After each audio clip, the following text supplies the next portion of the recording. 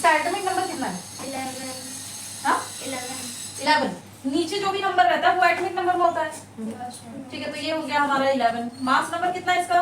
23। ऊपर वाला number mass number होता है, तो पहले यही भर लेते हैं। ठीक है, तो चलो इसमें एटॉमिक नंबर हो जाएगा 17 और 35। इसमें हो गया 8, 16। अब इसका नहीं दिया हुआ, लेकिन ये P है। P किसका सिंबल है? फास्फोरस। कितना होता है एटॉमिक नंबर? क्या कितना? 15 होता है। ठीक है, क्वेश्चन में मास नंबर इसका दिया हुआ है। अच्छा, कार्बन के बारे में हम देखें तो कार्बन में दिया हुआ है एटॉमिक नंबर 6, मास नंबर 12। तो इतना हमारा फिलअप कर दिया। आगे है नंबर ऑफ इलेक्ट्रॉन्स फिल करना है। नंबर ऑफ इलेक्ट्रॉन्स कैसे फिल करेंगे? हम लोग पढ़े हैं एटॉमिक नंबर मतलब क्या होता है? नंबर ऑफ प्रोटॉन होता है। तो इलेक्ट्रॉन्स को अभी छोड़ देते हैं हम। पहले क्या करते हैं? प्रोटॉन फिल करते हैं। Same to same atomic number इतना हो जाएगा। ठीक है, क्योंकि एटॉमिक नंबर मतलब नंबर ऑफ प्रोटॉन। तो भैया यहाँ पे प्रोटॉन में हो जाएगा 11, यहाँ पे हो जाएगा 17, यहाँ पे हो जाएगा 8, यहाँ पे 15 एंड यहाँ पे 6। फिलअप हो गया।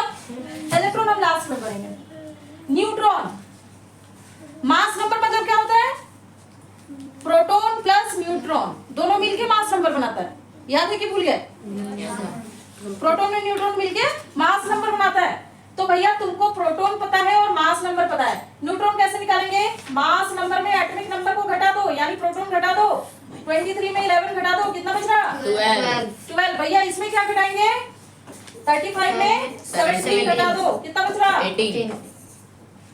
यहाँ क्या करेंगे? 16 में 8 घटा दो न्यूट्रॉन निकालने के लिए। यहाँ पे मास नंबर कितना है? 31 में 15 घटा दो और यहाँ 12 में 6 घटा दो, यानी कि मास नंबर में एटॉमिक नंबर घटाएंगे तो न्यूट्रॉन आ जाएगा। ठीक, इलेक्ट्रॉन्स को छोड़ दिया हमने। हमको क्या पता है? इलेक्ट्रॉन कितना होता है? जितना प्रोटॉन उतना ही इलेक्ट्रॉन्स होते हैं। लेकिन न्यूट्रल स्टेट में अगर उस पर कोई चार्ज नहीं लगाया एटम पे तब, लेकिन अगर एटम में कोई चार्ज बन गया है, वो नेगेटिवली या पॉजिटिवली आयन में कन्वर्ट हो गया है, तब तो भैया इलेक्ट्रॉन्स घटेंगे बढ़ेंगे। नेगेटिव चार्ज किसी में है मतलब एक्स्ट्रा इलेक्ट्रॉन्स आए हैं उसके पास, क्योंकि इलेक्ट्रॉन्स नेगेटिवली चार्ज होते हैं, है ना? अब यहाँ पे देखो पॉजिटिव चार्ज है, इलेक्ट्रॉन घटेगा या बढ़ेगा? घटेगा। तो यहाँ पे प्रोटॉन्स के जितना ही इलेक्ट्रॉन था, यानी कि 11 इलेक्ट्रॉन्स थे न्यूट्रल स्टेट में, अब घटेगा। कितना घटेगा? एक घटेगा। 11 में 1 घट गया, कितना बच गया? 10। तो 10 यहाँ पे न्यूट्रॉन्स हो गए। अच्छा, इसकी बारी भैया। इसमें कितने न्यूट्रल स्टेट में कितने इलेक्ट्रॉन्स होने चाहिए थे? न्यूट्रल स्टेट में कितने इलेक्ट्रॉन्स इसमें होने चाहिए थे? 17 होने चाहिए थे, क्योंकि उतना ही प्रोटॉन्स है। लेकिन अब इसमें नेगेटिव चार्ज है, तो बढ़ा है या घटा है? बढ़ा। कितना बढ़ा है? 1 बढ़ा है। 17 होने चाहिए थे, 1 बढ़ गया, कितना हो गया? 18 हो गया। ऑक्सीजन की बारी। न्यूट्रल स्टेट में कितने होने चाहिए थे इलेक्ट्रॉन्स? 8। कितने होने चाहिए थे? 8 इलेक्ट्रॉन्स होने चाहिए थे, क्योंकि जितने प्रोटॉन उतने ही इलेक्ट्रॉन्स। ठीक है, अब नेगेटिव चार्ज है तो बढ़ा है या घटा है? बढ़ा। कितना बढ़ा है? 2। कितना हो जाएगा? 10। 8 होने चाहिए था, उसमें 2 बढ़ गया, तो चलो 10 हो गया। यहाँ पे तो लिखा हुआ है ना? यहाँ पे तो कोई चार्ज नहीं है, मतलब ये न्यूट्रल स्टेट में ही है। बताओ इसमें कितने इलेक्ट्रॉन्स होंगे? 6।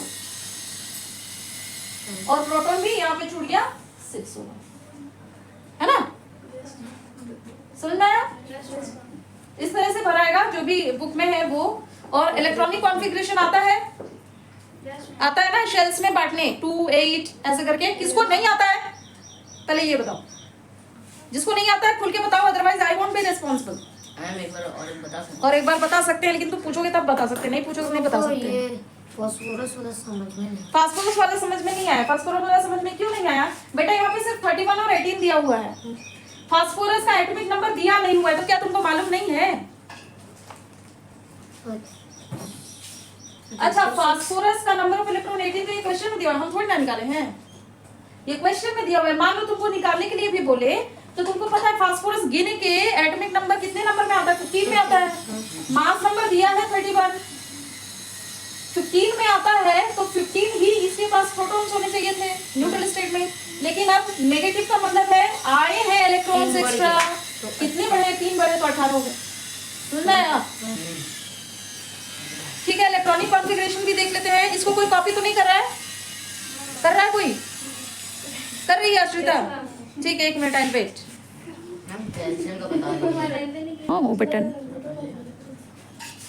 इलेक्ट्रॉनिक कॉन्फ़िगरेशन जो है ये लिखने के लिए भी आ सकता है, ड्रॉ करने के लिए भी आ सकता है। इलेक्ट्रॉनिक कॉन्फ़िगरेशन कुछ नहीं है, distribution of electrons in the orbitals और इन द एनर्जी शेल्स, उसी को इलेक्ट्रॉनिक कॉन्फ़िगरेशन बोलते हैं। लिखने को आए तो हम सारे एनर्जी जो भी हमारे शेल्स हैं K11 जिनको हमने नाम दिया है उनमें इसके इलेक्ट्रॉन्स को डिस्ट्रीब्यूट करना होता है। तो पहले पता करेंगे न्यूट्रल स्टेट में कितने इलेक्ट्रॉन्स हैं और किस किस शेल में कितने इलेक्ट्रॉन्स जाएंगे। ठीक है, वैसे तो इलेक्ट्रॉन्स में 2n² के फॉर्मूले से मैक्सिमम इलेक्ट्रॉन होल्डिंग कैपेसिटी पता की जा सकती है। जैसे फर्स्ट में मैक्सिमम 8 रहेंगे, इसमें रहेंगे फर्स्ट में मैक्सिमम 2 होल्ड कर पाएगा इलेक्ट्रॉन, सेकंड में मैक्सिमम 8 होल्ड करता है, थर्ड में 18, फोर्थ में 32, 32 ऐसे करके कैपेसिटी इनकी होती है। पर नॉर्मली बिकॉज अभी इतना मत सीखो, तुमको ओनली 1 to 20 का ही करना है तुम्हारे सिलेबस में, तो बस इतना समझ लो कि फर्स्ट में 2 रखना है, उसके बाद मैक्सिमम 8 रखना है जहां तक जा पाए। ठीक है, पहले पता करेंगे भैया कि कितने हैं इनके पास। तो क्लोरीन के पास 17 इलेक्ट्रॉन्स होते हैं न्यूट्रल स्टेट में। अब इसको 2 रख दिया हमने, तो ये मैक्सिमम 8 रखेगा, 2 और 8 कितना हो गया 10, और कितने बच रहे हैं 7 बच रहे हैं, इसको इस शेल में भेज दो, हो गया। ठीक है, अच्छा मैग्नीशियम के पास 12 होते हैं, तो 2 8 2, ये के का मतलब क्या होता है पोटेशियम, 19 होता है, 2 8 10 हो गया। अब ये 9 तो रखेगा नहीं भाई, ये भी 8 रखेगा, देन 1 जो बच गया।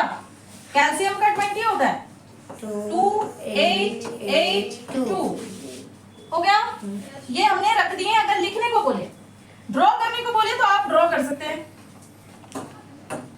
जैसे कि अगर हमको ये ड्रॉ करना है तो हम यहाँ पे ड्रॉ करेंगे। सॉरी, पहले तो हम यहाँ पे एक न्यूक्लियस बनाएंगे जिसमें हम न्यूट्रॉन और प्रोटॉन रखेंगे। बस लिख देना है कि ये न्यूट्रॉन प्रोटॉन मतलब न्यूक्लियस है। Then first energy shell draw करो, then second energy shell draw करो। यहाँ पे कितने ड्रॉ होने वाले हैं, तो 3 होने वाले। थर्ड वाला भी ड्रॉ कर लेना, उसके बाद पुट करना फर्स्ट वाले में। तो अब आप इसमें कहीं भी पुट कर सकते हो, कोई प्रॉब्लम नहीं है। ऐसे डॉट भी लगा सकते हो या फिर E- भी लिख सकते हो।